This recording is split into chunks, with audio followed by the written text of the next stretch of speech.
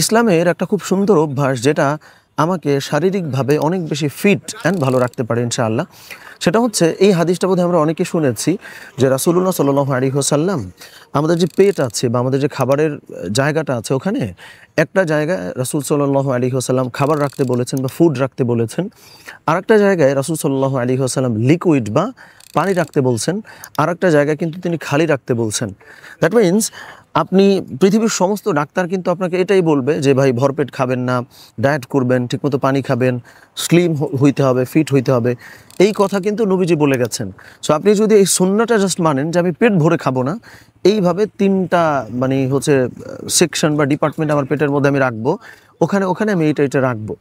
ফলে ডাক্তারের কথা না শুনে নবীর কথা যদি শোনেন, এক তো সুন্নত আদায় করে সব হচ্ছে, ২ নম্বরে হচ্ছে ফিজিক্যালিও আপনি অনেক বেশি ভালো থাকছেন ইনশাআল্লাহ।